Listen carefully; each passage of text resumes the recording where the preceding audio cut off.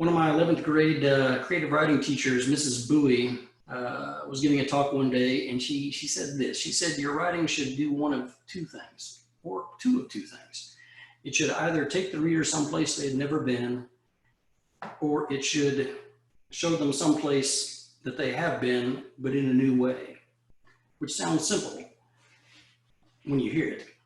Sounds so simple that it should go without saying, which in my case, for me, meant it went without seeing until she put it right in front of me and made me look at it. So first off, say something different.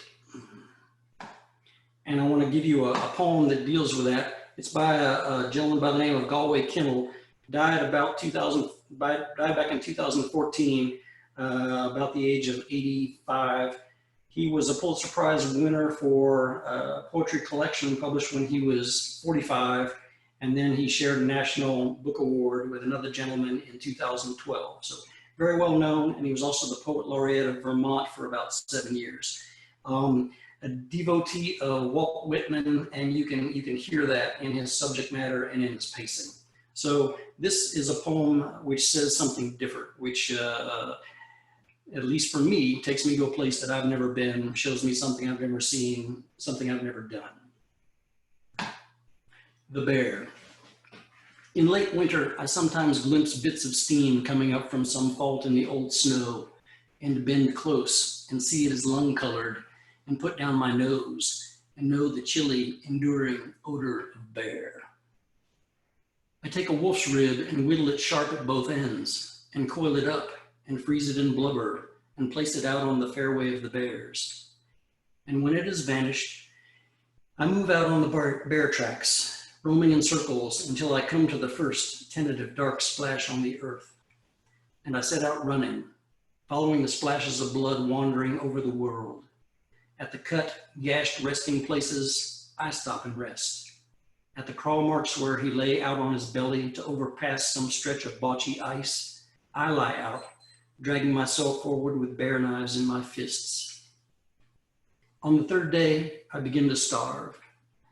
At nightfall, I bend down, as I knew I would, at a turd sopped in blood, and hesitate, and pick it up, and thrust it in my mouth, and gnash it down, and rise and go on running. On the seventh day, living by now on bear blood alone, I can see his upturned carcass far out ahead, a scraggled, steamy hulk, the heavy fur rippling in the wind. I come up to him and stare at the narrow-spaced, petty eyes, the dismayed face laid back on the shoulder, the nostrils flared, catching perhaps the first taint of me as he died. I hack a ravine in his thigh and eat and drink and tear him down the whole length and open him and climb in and close him up after me against the wind and sleep. And dream of lumbering flat-footed over the tundra, stabbed twice from within, splattering a trail behind me, splattering it no matter which way I lurch, no matter which parabola of bare transcendence, which dance of solitude I attempt, which gravity-clutched leap, which trudge, which groan, until one day I totter and fall on this stomach that has tried so hard to keep up, to digest the blood as it leaked in, to break up and digest the bone itself. And now the breeze blows over me, blows off the hideous belches of ill-digested bear blood and rotted stomach and the ordinary wretched odor of bear. Blows across my sore, lolled tongue, a song or screech, until I think I must rise up and dance, and I lie still. But maybe you haven't had to stalk your own food in a deadly environment in order to survive and establish an awkward rapport with your food. Maybe you haven't jumped off the statue of Christ the Redeemer in Rio de Janeiro in a wingsuit. Maybe you haven't beat Bobby Fischer at chess. So taking your readers someplace they've never been might be a bridge too far. And if so, your focus is going to be on experiences common to most of your audience. And if that's the case, your best recourse is to say something differently. Just echoing what tens of writers and hundreds of readers have already thought before leaves you an indistinguishable echo in a sea of voices. Sort of like holding your newborn child for the first time. you've got to do something to make that sentiment come across other than as it's been experienced by others. So if you liken the experience to finding that silver dime in the sandbox when you were 6, the potential you saw in it, the way the future opened up with possibilities, and the way that you looked at it, seeing the differences between that antique token and the ones currently in circulation, and the way that it connected you to the past as a stand-in for saying, she's got your smile, but my grandfather's eyes. That's the kind of thing you have to do to say differently, to make it new, to make it real, to make it different and distinguishable from all the other voices out there competing for attention. And saying something differently is facilitated by seeing it differently. Because if you're working with the same paradigm you always have in terms of the way you're seeing, you're going to fall into the same routine of interpreting. So you got to see different to say different. And that's facilitated by looking from a different angle, which is to elevate the ordinary to the level of the extraordinary. Like when you photograph in a forest straight up into the trees, into the canopy, and it looks different than what your natural orientation of your eyes is used to. Or when you view a drone picture of your house on realtor.com and you see it from the roof down, just in a totally different light. Or if you see it in a different light, literally. Consider a spring meadow.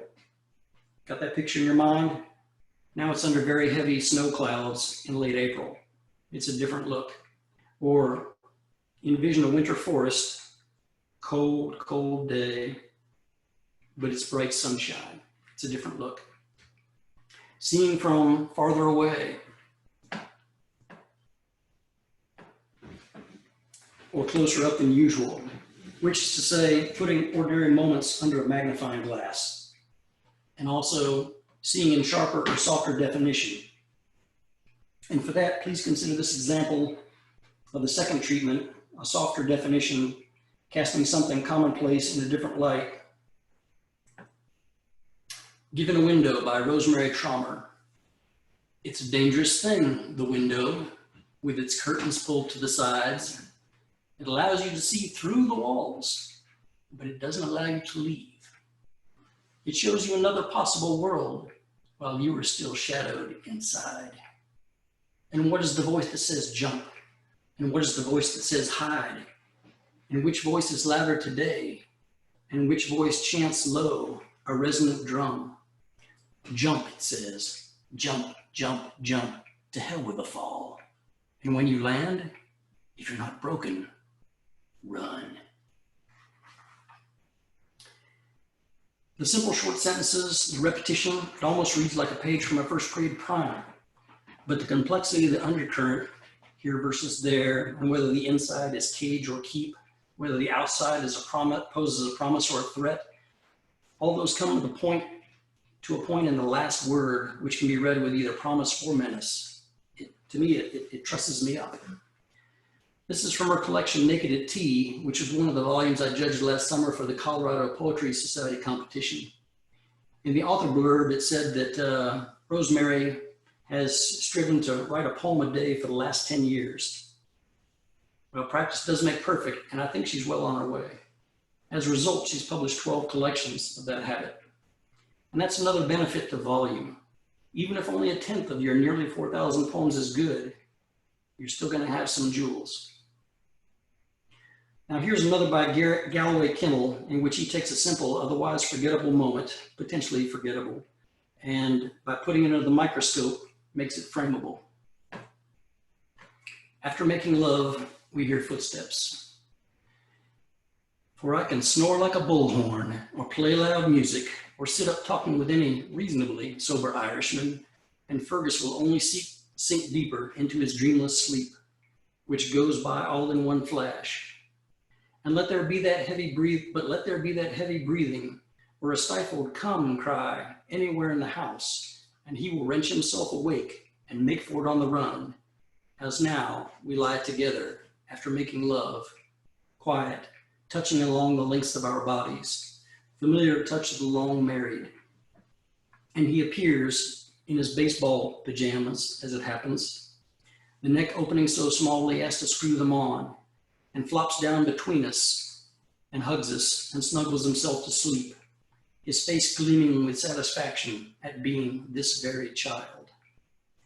In the half darkness, we look at each other and smile and touch arms across this little, startlingly muscled body, this one whom habit of memory propels to the ground of his making.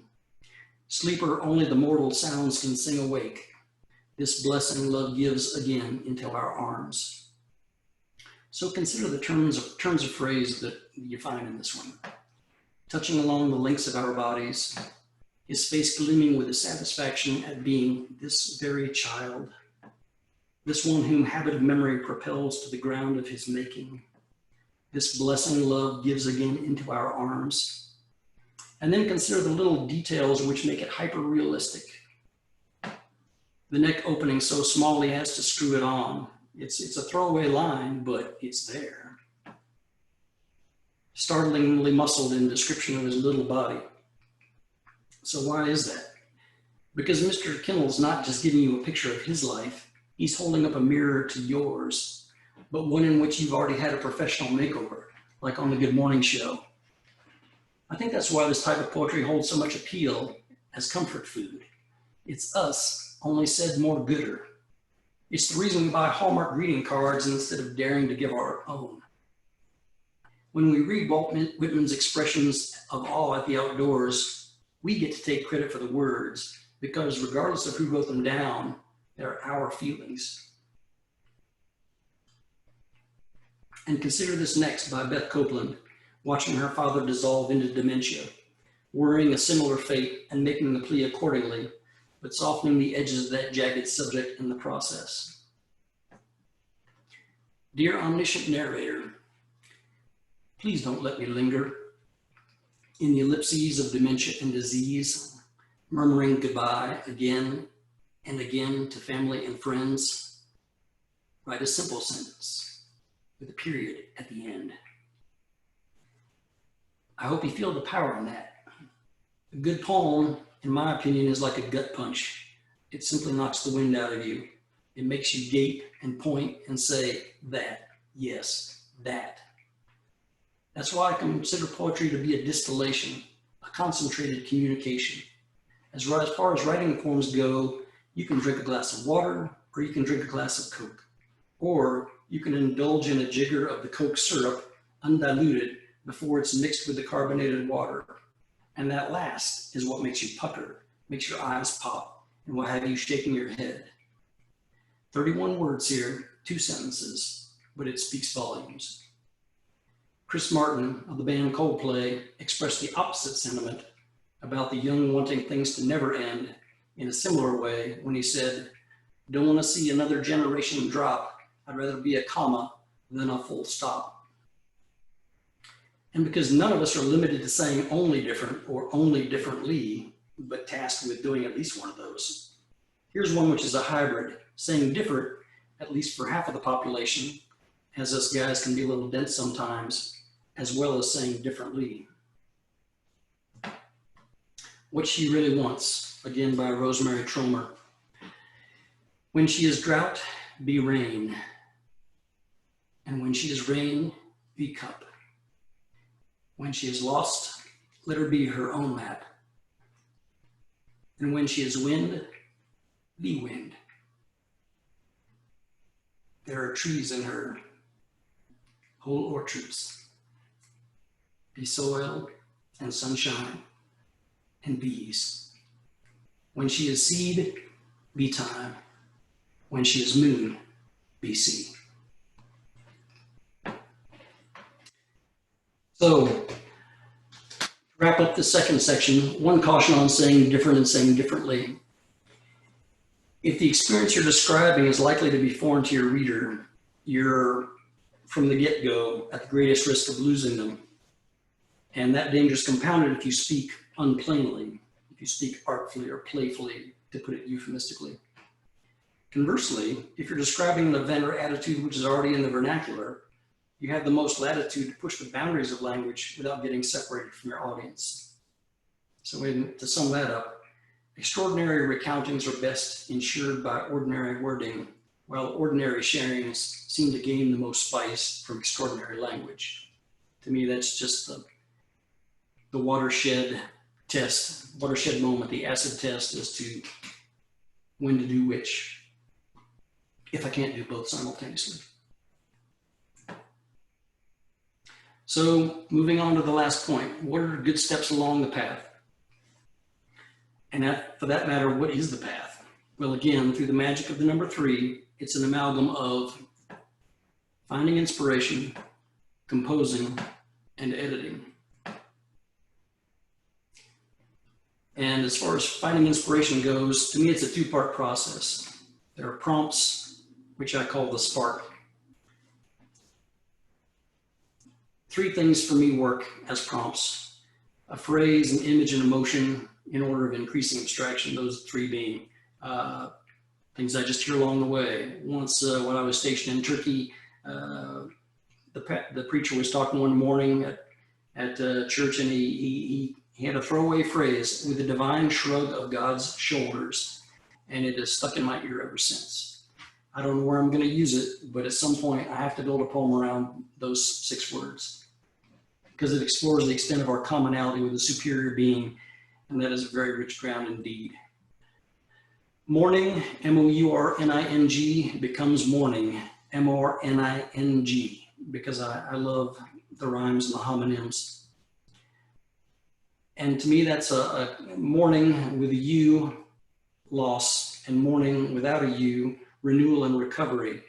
Those 2 being seemingly diametrically opposed, but where's the nexus? Is there a nexus? And if so, what does that look like? One that I also want to look into. A line that I stolen from someone else's poem: as the meantime approaches. The whole idea of a time period coming at another time just seemed very odd and hit the ear in a weird way, and I just want to explore that. Another one that I stole was a title from a novel being written by a member of my critique group, that being "Who Knows What Songs the Sirens Sang?" And I did get a poem out of that one, and was rather pleased with it. Beyond that, an ideas journal. When a particular phrase, such as those above, catches your ear, seed crystal around which the work is built, or a line or 2 sketching out a plan focus. The ideas journal is usually a little more robust. Takes you a little farther down the path than just a phrase or an image. You might be putting down the anticipated build or flow of the poem. And the more you look, the more you see. It's sort of like trying to remember your dreams. Some people complain they never remember their dreams, or even that they do dream. But if you ask them to try, and then they do, and then they continue to try, it's amazing the frequency with which your dreams are able to pass over into consciousness. Now, this comes with a warning, though, because if you get carried away doing other things, if you procrastinate your writing, if you don't make it a priority, then this ideas journal can create a temptation to spread yourself too thin. Either you will look at it as a proxy or a substitute for your writing and say, well, I've got 10,000 lines in this journal. That's a lot of output. Not really. Or you can say to yourself, I've got all these places I need to start, and the task is too daunting because I want to do them all at the same time. I don't know how to prioritize, or they're all screaming for attention at once, and that can just drive you away from them in the first place. So if you try to spread your creative energy, sowing all these different seeds, it doesn't leave enough to fertilize any single one to bring it fully to maturity. So that's a danger, but that's the risk we take as writers, I guess. As far as poetry goes, insisting on working with a patterned form is an easy starting point because you basically got training wheels on. If you know that it's going to be iambic pentameter, it's going to be haiku, or it's going to be haibun, or troches, or waka, you name your poison. Because that insistence on a form gives you, it's like bowling with the bumpers up. You know the ball's not going to stray too far from where it needs to go, and that gives you a little bit of reassurance, which can get you over the initial trepidation. But you gotta be careful, because patterns can be a double-edged sword, as most things are a double-edged sword. The reward can be very great, but you give yourself that much more rope to hang yourself if you insist that you're doing X, say iambic pentameter, and you screw up the number of syllables, or your end rhyme is imperfect in stanza 3. So just be aware of that as well. The second part of finding inspiration is the setting, which I liken to the womb if the prompt is the spark. You got your choice. Do you like composing in a familiar place where there's nothing out of the ordinary to distract you from the page? Or do you like the higher energy levels that come from being someplace new? Does that sort of imbalancing that it provokes shake you up enough that it gets the juices flowing and you feel that creative urge? One story comes to mind. I prefer the familiar, and this merely entrenched my preference for the familiar.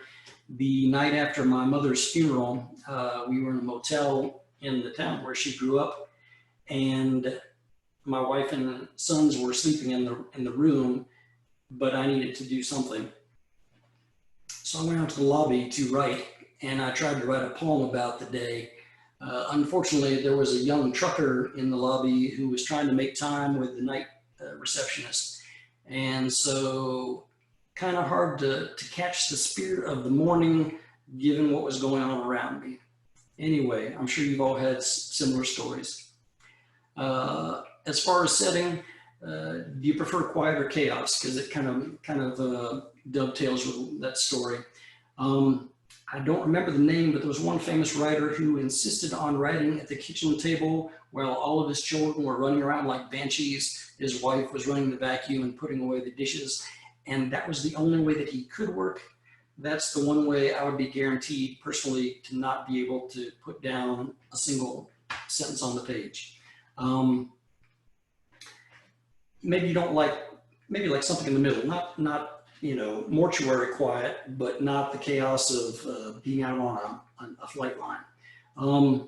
Something in the middle. Some people like to compose to music, different kinds for different folks. I personally like to compose to music, but it can be overpowering because I can get distracted by and so caught up in the music that it distracts me from what I'm trying to create, or I get intimidated because I think what I'm putting on the page is never going to be as good as what I'm listening to in my ears.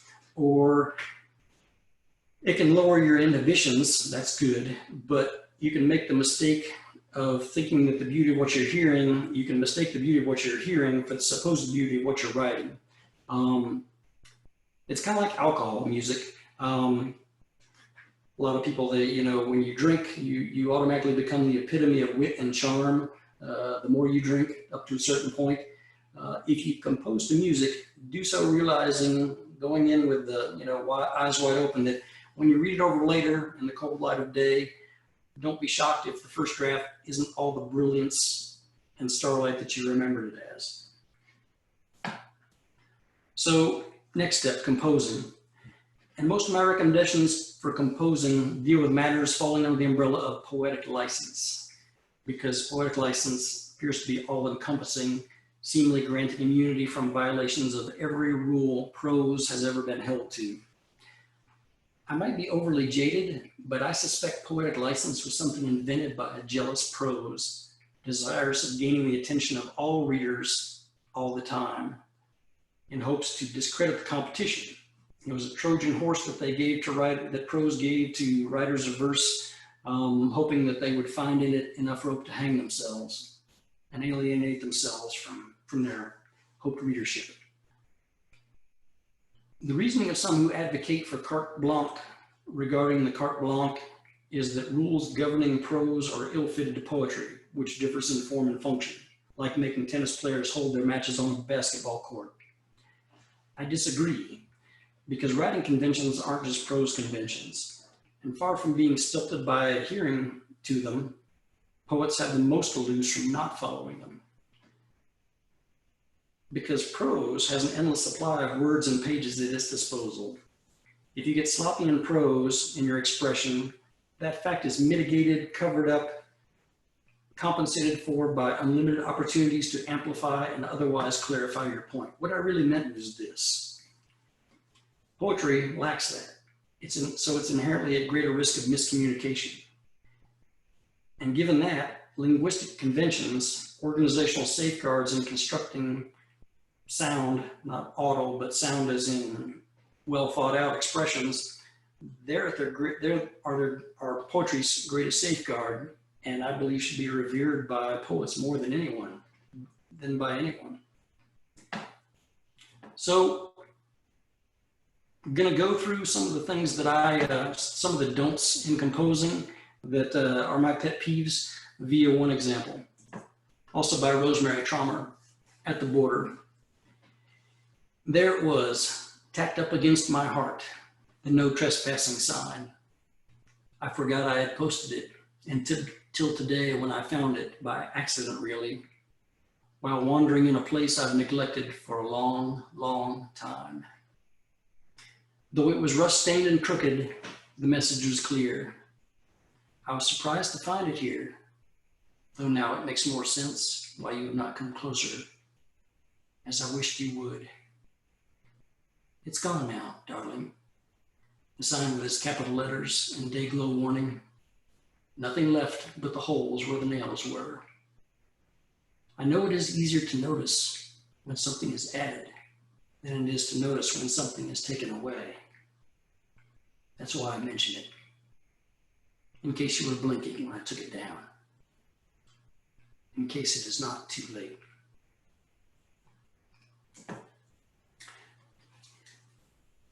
Most of my pet peeves that I'm going to deal with tonight, they're let's say grammatical as a catchword. If you look at the first letters, you see that the only ones that are capitalized are the first letters of sentences. And a lot of people insist on capitalizing the very first letter of every line in poetry because it seems to be a birthright. So many people do it. It's the way for many people, it's always been done. I myself did this till about 4 years ago. And then I thought to myself, it's a uniformity, but it's a mindless uniformity. It's uniformity for uniformity's sake. And even though it gives it a nice, unique look that screams poetry from the outset, if you're relying on that to let your audience know that it's poetry, then you probably got bigger problems, and that's not going to save your work. A mindless uniformity. And if you're looking for the visual effect with a poem over the sense that it projects, then you're using the standards of visual art, fine art, but this is literature we're dealing with. And so you're confusing the audience at the outset.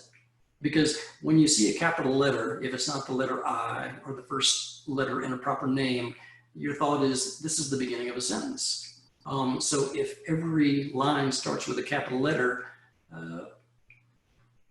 everyone who is conditioned most to reading prose, if you read period, you're a reader of prose. Newspapers, PTA letters, textbooks, recipes, you name it, it's all prose. And if you're conditioned to reading prose, which everyone is, then when you get to that next line, you have this momentary hesitation or hitch in your mental step as you think, is this the start of a new thought, i.e. a new sentence, or is this just that thing that those poets do? So I like that Rosemary hasn't done that. The punctuation, the syntax, well, not syntax, the punctuation. It's all very conventional and conscientiously complete. There's not a sentence that's left unpointed, and there's nothing but commas and periods. She's keeping it simple, and she's got me beat because I'm always throwing in em dashes and ellipses and semicolons and colons and the occasional interrobang and even, heaven forbid, parentheses.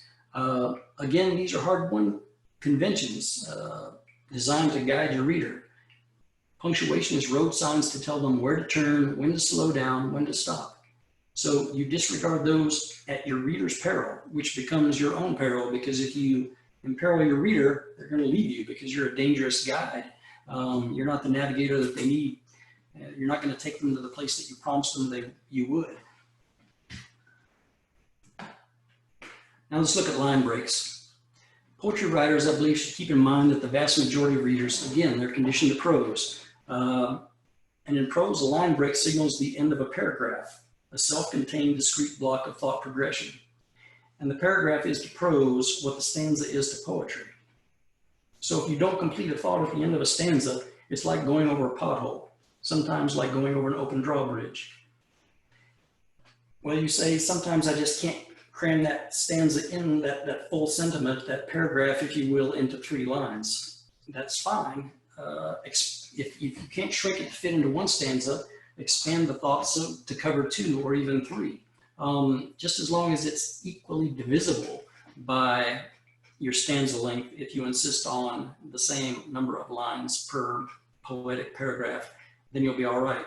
But again, ask yourself this. I've got 3 lines per stanza here. I've got triplets all the way down. Does it add anything to the poem? Does it take away? The green are the ones that are self-contained. The first one, 1 stanza, 1 sentence. The last one, 1 thought, 2 stanzas, 50% each. The oranges and the reds, not so much. They bleed over, leaving you widows and orphans, as it were. Now, Rosemary is a strong enough writer that it didn't detract, because her work is so engaging that the narrative pulled me along, and it was, yeah, it didn't drag. But you've got to be damn good to be able to pull that off. Do you want to risk it that your reader is not going to be indulgent enough to overlook that discretion, if you will? So, closing up on composing. In addition to capitalization, punctuation, line breaks, 2 other areas where conventions are sometimes violated are word function, forcing one part of speech to act as another part of speech, verbs and adjectives and prepositions being put to use as nouns or adjectives as verbs, and then the ordering and arranging of the parts of the speech, syntax. If you want to go with a Germanic convention and put all your nouns, clutter them stack them up at the end of the sentence, or if in English you want to put it at the very beginning. I suspect some people's thinking is that poetry is unconventional anyway, so it's okay to be conventionless. But nothing is improved by anarchy, even poetry. Flouting conventions has always been at the risk of losing the reader, never for the purpose of doing so. So unless your eye is good enough that you can see what you wrote as what another will read it, and only as what another will read it, so that you're able to tell when you cross that line, you should heed the maxim that a little goes a long way. And the same applies to irony and juxtaposition.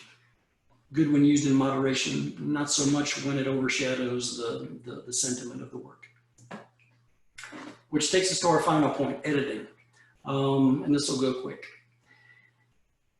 Adopt the attitude that done is never necessarily done, that everything is a work in progress. As deflating as that can be to think, I may never get this monkey off my back. It'll always be out there, whining in the darkness for me to come back and give it more attention. Don't be too in love with your words at the outset. Just like a budding romance, don't dive in head first. Don't commit too deeply too fast. Don't consider anything sacrosanct above editing. Treat it always like a brainstorming session. If you start rejecting things too early, you truncate possibilities and might miss out on the best you which you could have achieved. As you go along in the process, ask yourself, is the voice right? Think about songs that were remade by other bands at a faster or slower tempo. Hurt by 9 Inch Nails versus Johnny Cash. The Johnny Cash cover blew the 9 Inch Nails out of the water because it had the gravitas of the singer. It had the tempo, the depth of his voice, the tonality. In 10 years, 9 Inch Nails will be lucky if anybody ever remembers that they authored the song in the first place. Blinded by the Light by Bruce Springsteen. Who knew that he wrote that? He did, but Manfred Mann covered it, and he gets the royalties, but they get the credit in most people's minds. A honky-tonk feel of a live version of Cheap Trick's I Want You to Want Me has totally eclipsed the official studio version. Go look up, someday go Google up songs that were more popular as remakes. You'll be astounded at some of the ones that you thought your heroes could take all the credit for. Is your work complete? Does it begin or end too abruptly? Does it lack a beginning or an end? Does it play better on its head? I always ask myself that. I'm a philosophy major by trade and a logician as far as discipline within that. So that question is always running on repeat in the back of my head. Does it flow optimally? It might work best by having the smallest image become an extended metaphor, or by starting with the present and moving to flashback instead of strictly chronological presentation, or by changing the tone from sad to biting, or from odd to ironic, or from slowing the pace by doubling the length by cutting all the lines in half. But as a caveat, because everything is qualified, don't work the work to death. It's a Goldilocks proposition. Too little or too much are equally bad. Spaghetti in the pot goes from raw to al dente to perfect to chewing gum to mush. Bread dough and clay become unworkable if needed too much. So it is with words. And how do you develop the eye for just right? Only by becoming familiar with what just not right feels like.